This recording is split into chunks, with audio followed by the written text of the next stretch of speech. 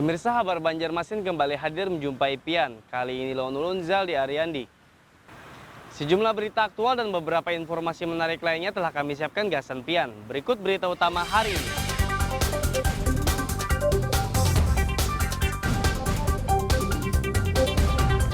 Kebakaran di permukiman padat penduduk Kota Banjarmasin menghanguskan satu rumah.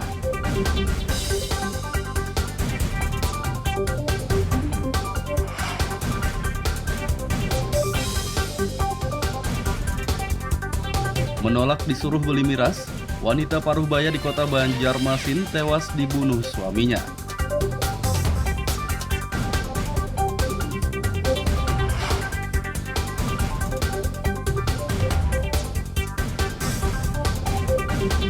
Dua guru TK di Kabupaten Banjar positif COVID-19.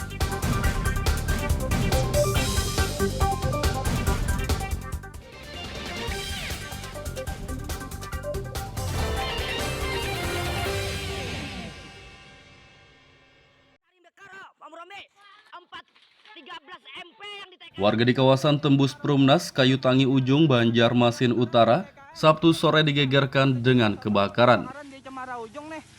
Jadi untuk sos api masih aktif. Itu aja informasinya rekanan MG Lang Utara di TK. Sejumlah anggota pemadam kebakaran bersama warga bahu-membahu memadamkan api. Si jago merah dapat dikuasai dengan cepat sehingga tidak merembet ke bangunan lainnya. Kebakaran di permukiman padat penduduk ini menghanguskan satu rumah. Khusus ke warga di gang tanah Pak, yang tuh jembatan tuh melihat asap langsung lari, jadi gitu Pak. Yang terbakar lantai atas dia lah Pak. Ah, Terbakar itu lantai atas. yang nyatanya di atas Pak. Kamar lah tuh Pak. Sama kerja lah, Kamar kejepian lah. sama kerja ulun gitu. Jadi nanti itu ada penghuninya loh. Kadang-kadang kalau ulun capek kerja langsung istirahat aja Pak. Rugian berapa kira-kira Pak? Kalau baju kerja habis, besok harusnya turun ini. Tidak ada korban jiwa dalam peristiwa ini, kerugian ditaksir ratusan juta rupiah. Kebakaran diduga akibat hubungan pendek arus listrik atau korsleting. Dari Kota Banjarmasin, Lutfi Darlan dan Hafiz Rahman melaporkan.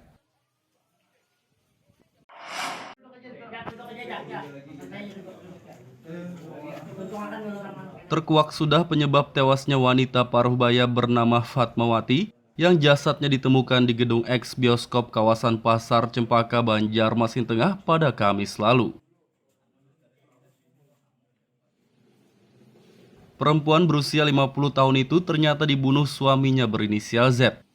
Awalnya pria berusia 30 tahun itu sempat menenggak miras bersama korban dan tertidur. Setelah bangun, ia meminta dibelikan miras lagi, namun korban menolak. Tersangka yang kesal kemudian menganiaya korban hingga tewas dengan pisau gunting kuku. Lalu pelaku membangunkan korban Fatmawati alias Ipat bin Sani, akan tetapi korban Fatmawati tidak mau bangun dan membuat pelaku emosi dan marah serta langsung memukul korban dengan tangan kanan, mengepal sebanyak 6 kali, mengenai pada bagian dada korban.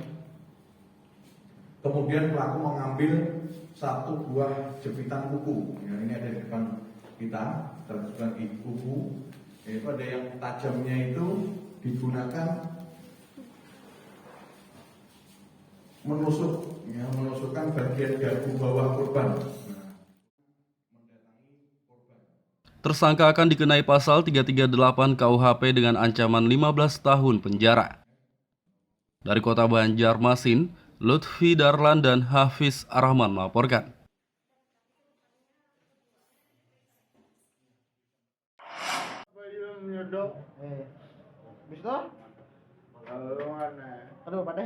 Di gedung bioskop kawasan Pasar Cempaka Banjarmasin inilah wanita paruh baya bernama Fatmawati ditemukan tewas dengan luka lebam dan berdarah pada wajah hingga lehernya.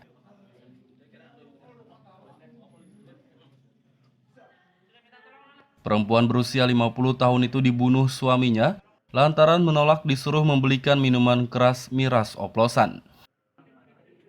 Ketua RT Umainilah menjelaskan ia bersama sejumlah warga menemukan jasad korban pada Kamis siang.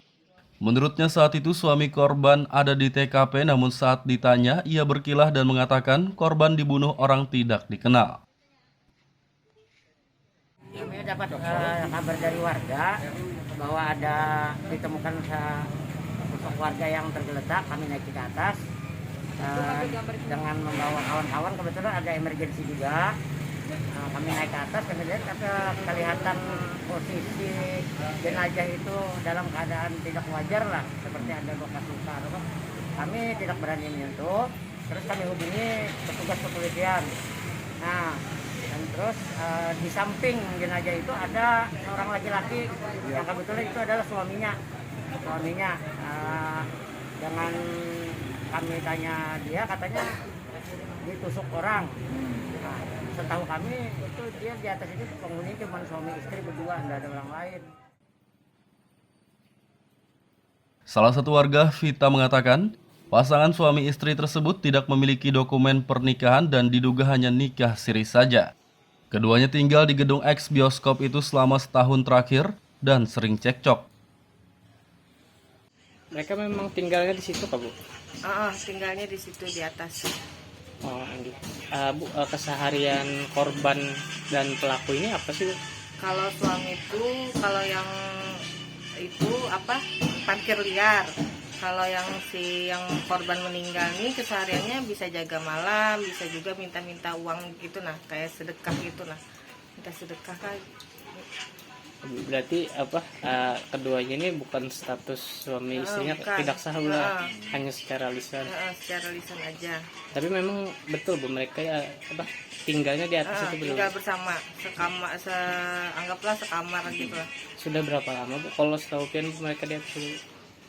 Lama, Bang, kurang lebih setahunan lebih lah. Tersangka bekerja sebagai juru parkir liar dan korban penjaga malam di Pasar Cempaka ini. Namun sejak beberapa bulan terakhir, korban juga mengemis pada siang hari. Dari kota Banjarmasin, Lutfi Darlan dan Hafiz Arahman melaporkan.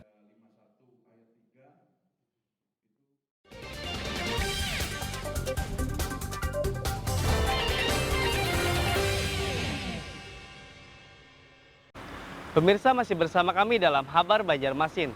Gasan Pian yang hanyar bergabung, berikut berita Banjarmasin utama hari ini.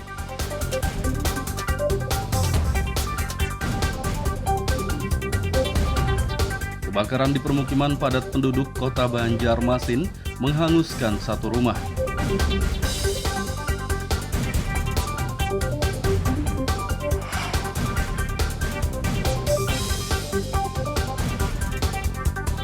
Menolak disuruh beli miras, wanita paruh baya di kota Banjarmasin tewas dibunuh suaminya.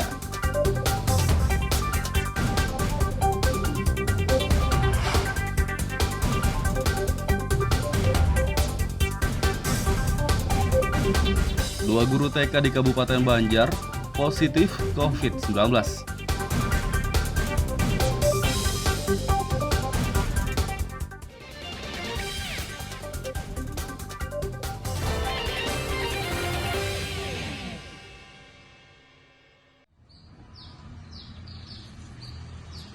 Dua guru di dua taman kanak-kanak TK di Kota Martapura, Kabupaten Banjar, positif COVID-19.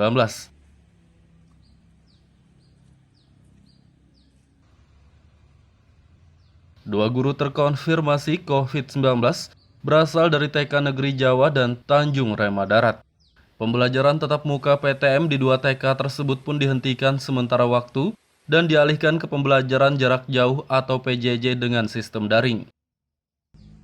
Kadisdik Liana Penny menjelaskan kedua guru tersebut terpapar virus corona saat berkunjung keluar daerah menghadiri acara pernikahan kerabat mereka. SKB 4 Menteri, apabila ada klaster kelas, maka kita akan liburkan selama 1 minggu. Artinya diliburkan itu untuk melaksanakan pembelajaran secara PJJ. Untuk Kabupaten Banjar ada 2 TK yang gurunya terpapar COVID-19, tapi ini karena klaster keluarga. Pada saat resepsi pernikahan, ada keluarga dari luar daerah yang terpapar sehingga kedua guru tersebut juga ikut tertular, yaitu di TK Negeri Jawa dan yang kedua di TK Negeri Tanjung Rema Darat. Bu, untuk peserta didik saat ini Bu, ada yang terkonfirmasi nggak? Peserta didik tidak ada yang terkonfirmasi. Yang di sekolah bersangkutan pun tidak ada yang lainnya terkonfirmasi. Tapi untuk keamanan kita PJJ-kan dulu sementara 1 minggu sejak tanggal 28 Januari. Penghentian PTM di 2 TK ini sesuai SKB 4 Menteri untuk mencegah terjadinya klaster sekolah. Dari Kabupaten Banjar, Lutfi Darlan dan Fahmi melaporkan.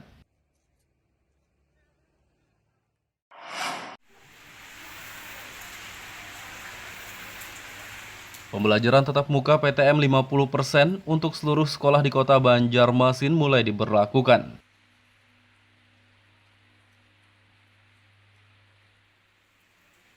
Pemerintah memberlakukan PTM 50% untuk mencegah meluasnya penularan COVID-19 di sekolah. Belakangan sudah ada belasan siswa dari sejumlah SMP yang terpapar virus corona. Untuk itu PTM di semua sekolah hanya boleh diikuti 50% siswa. Beliau menyampaikan bahwa kita buat surat edaran untuk mengurangi kapasitas anak didik yang PTM. Menyesuaikan jamnya 50% aja kapasitas. Kemudian yang terkonfirmasi positif diliburkan, silakan. Kemudian yang sehat-sehat saja tetap PTM pelajaran walaupun 50% kapasitas.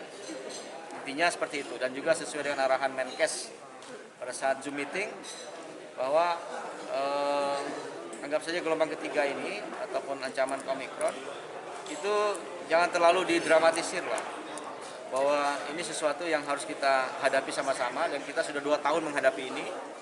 Beliau menyampaikan ya anggap flu biasa saja, tapi tetap dengan kewaspadaan, protokol kesehatan sehingga aktivitas ekonomi tidak terganggu. Semua sekolah juga diminta memperketat penerapan protokol kesehatan.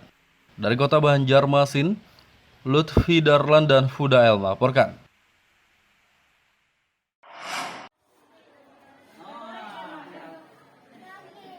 Puskesmas Sungai Jingah Banjarmasin menggelar vaksinasi jemput bola untuk anak usia 6 hingga 11 tahun. Vaksinasi digelar akhir pekan lalu di Sekolah Dasar SD Negeri Surgi Mufti 1, kawasan Masjid Jami Banjarmasin Utara. Puluhan murid di sekolah ini yang tengah mengikuti pembelajaran tatap muka PTM divaksin langsung di ruang kelas mereka masing-masing.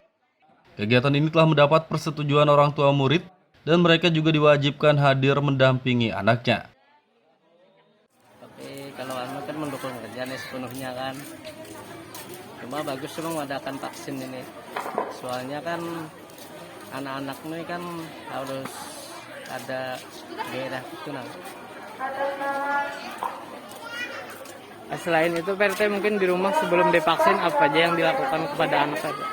Ya, kalau di rumah kan diberi solusi dulu, diberi pengarahan dulu kan supaya tahu kayak apa caranya divaksin ini kan supaya mau kan gitu nah. Anak sendiri mau atau terpaksa PRT? Atau mau sendiri? Untuk hari ini jumlah yang tervaksin itu 84 siswa. 11 siswa yang sudah oke ternyata ketakutan mengundurkan diri. Terus yang sisanya itu ada 46 yang dulu sudah menyetujui, ternyata karena tertunda kemarin mungkin ada efek apa saya nggak tahu. Itu kayaknya nggak datang ke sekolah. 4 sakit, 4 orang sakit. Vaksinasi ini juga melibatkan Babin Kamtibmas dan Babinsa untuk mengawasi penerapan protokol kesehatan. Dari Kota Banjarmasin, Lutfi Darlan dan Hafiz Arhaman melaporkan.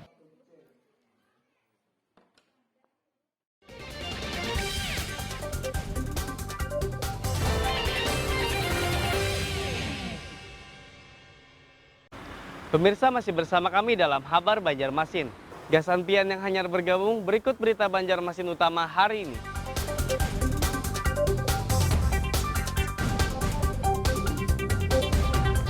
Kebakaran di permukiman padat penduduk kota Banjarmasin menghanguskan satu rumah.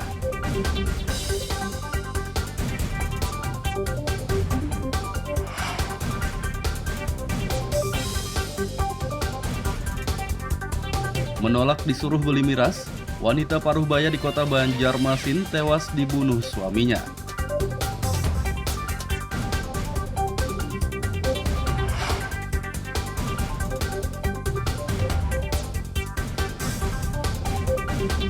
Dua guru TK di Kabupaten Banjar positif COVID-19.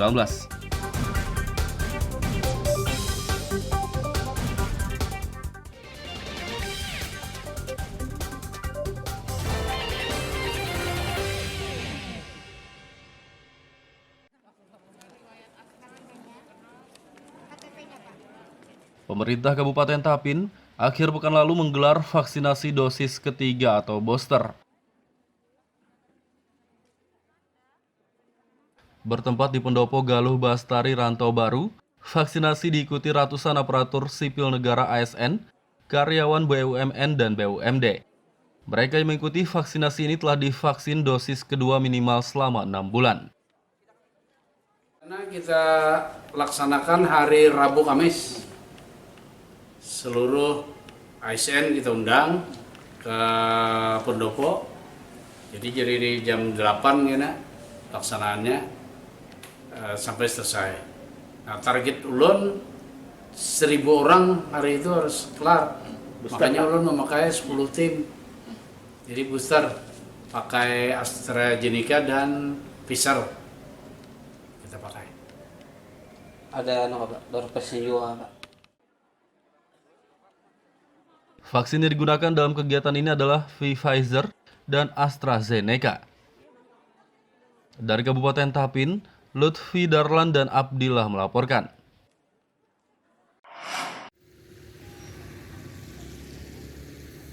Angkutan umum di Terminal Induk Kabupaten Batola semakin sepi penumpang. Sepinya penumpang di terminal ini mengakibatkan sopir angkutan minim penghasilan. Tak jarang mereka hanya mengangkut satu penumpang saja dalam sehari. Bahkan pernah juga tidak ada penumpang sama sekali. Kondisi tersebut membuat sebagian sopir berhenti, sehingga angkutan yang tersisa di terminal ini hanya 9 unit saja. Perkembangan untuk taksi Marabahan lah untuk hari ini sunyi benar. Nah itu Bang tadi di samping penumpang sudah mulai kurang, nambah ada banyak armada yang membawa penumpang ke Marabahan, kayak bis, taksi online. Nah, itu pengendalanya kami hari ini. Kalau untuk perharinya ada berapa unit yang berangkat nih?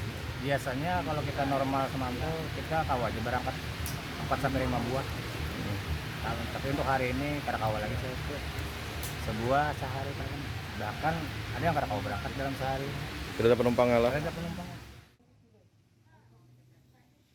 Sepinya penumpang angkutan umum disebabkan banyak masyarakat yang memiliki kendaraan pribadi. Selain itu masyarakat juga lebih memilih naik bus trans dan ojek online.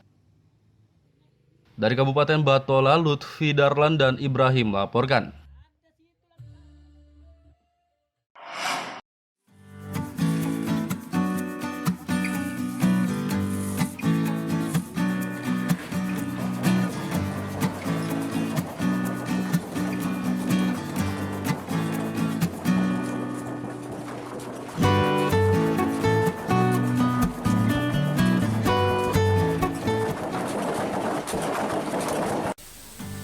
Tumbuhan purun merupakan jenis tumbuhan liar yang biasanya tumbuh di daerah dataran rendah seperti di lahan hutan galam atau lahan pertanian. Tumbuhan ini biasanya digunakan untuk membuat berbagai macam kerajinan anyaman seperti bakul, tikar, topi, tas, dan berbagai macam kerajinan lainnya. Kerajinan anyaman purun biasanya ditekuni oleh kaum ibu-ibu petani seperti di Kabupaten Batola ini. Penganyaman tumbuhan purun menjadi kerajinan merupakan kegiatan yang biasa mereka lakukan sehari-hari di sela waktu mereka bertani.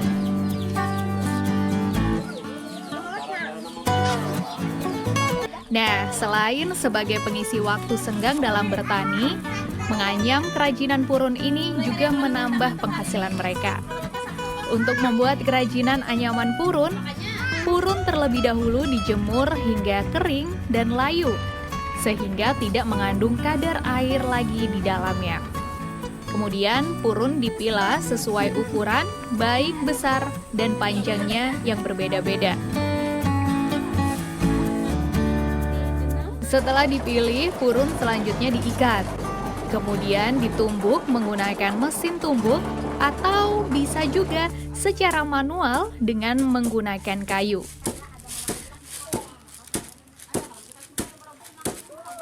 Proses ini akan membuat purun lebih kuat dan benar-benar kering, serta tidak mengandung kadar air lagi.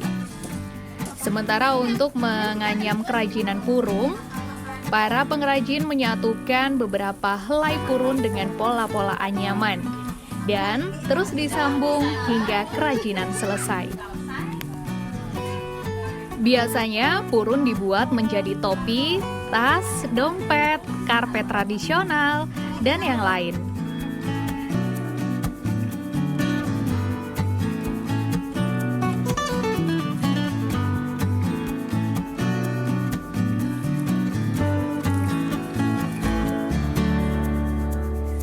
Salah seorang pengrajin anyaman purun, yaitu Erna, mengatakan membuat kerajinan purun merupakan kegiatan sampingan selain bertani. Dengan menganyam purun, dia mendapatkan tambahan penghasilan untuk kebutuhan sehari-hari keluarganya. Kalau selain membuat tikar ini apa biasanya? Itu rumah petani Kita habis tanam ini sampingannya lagi.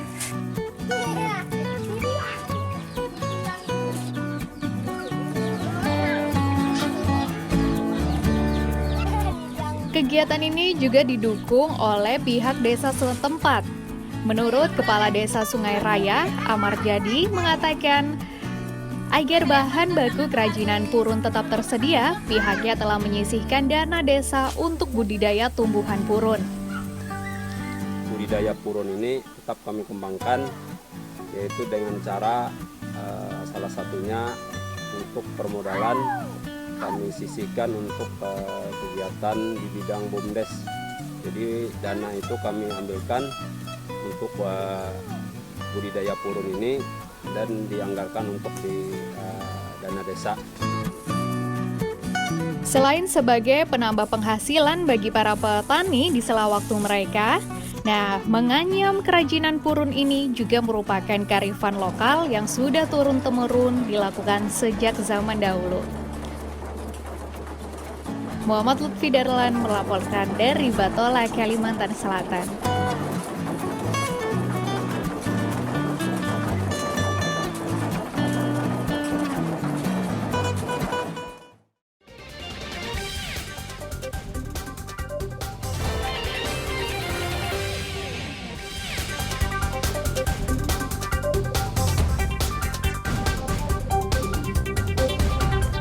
Kebakaran di permukiman padat penduduk Kota Banjarmasin menghanguskan satu rumah.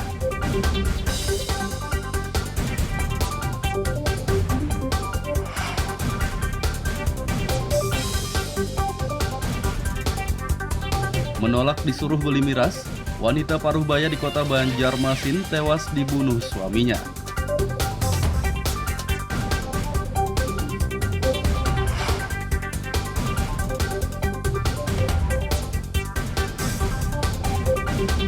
Dua guru TK di Kabupaten Banjar positif COVID-19.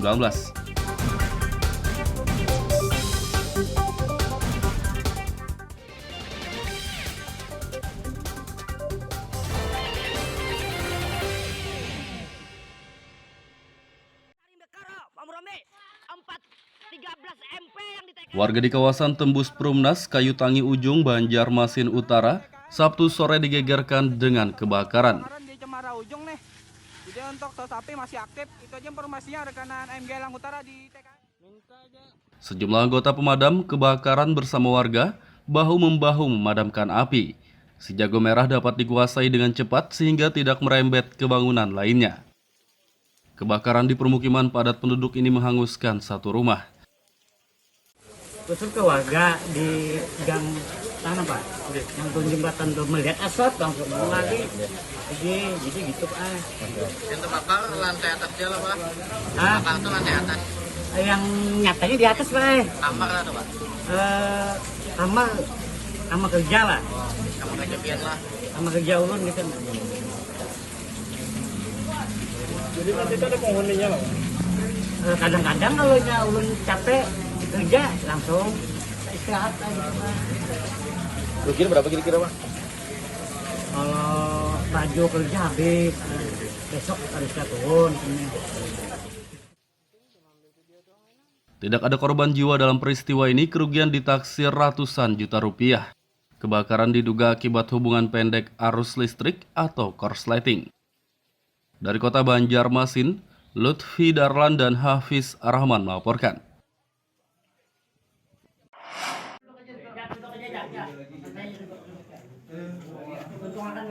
Terkuak sudah penyebab tewasnya wanita paruhbaya bernama Fatmawati yang jasadnya ditemukan di gedung eks bioskop kawasan Pasar Cempaka, Banjarmasin Tengah pada Kamis lalu. Perempuan berusia 50 tahun itu ternyata dibunuh suaminya berinisial Z. Awalnya pria berusia 30 tahun itu sempat menenggak miras bersama korban dan tertidur.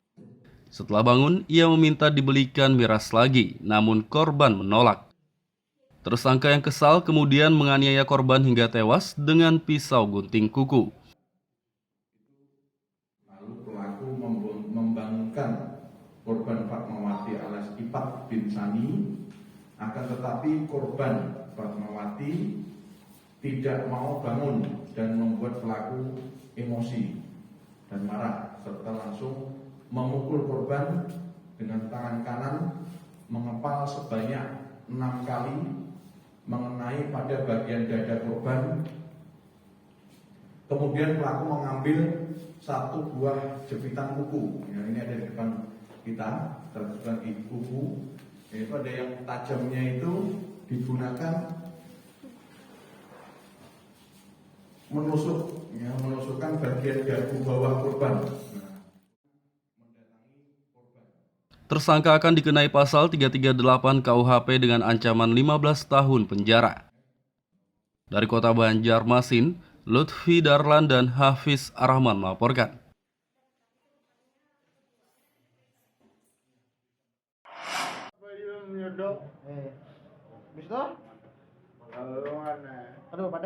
Di gedung bioskop kawasan Pasar Cempaka, Banjarmasin inilah wanita paruhbaya bernama Fatmawati ditemukan tewas dengan luka lebam dan berdarah pada wajah hingga lehernya.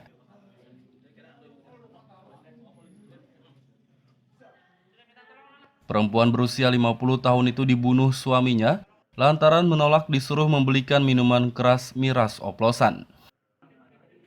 Ketua RT Umainilah menjelaskan ia bersama sejumlah warga menemukan jasad korban pada Kamis siang.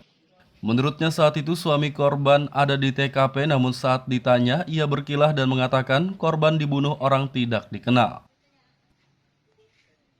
Kami dapat kabar dari warga bahwa ada ditemukan sosok warga yang tergeletak. Kami naik ke atas dengan membawa kawan-kawan, kebetulan ada emergensi juga.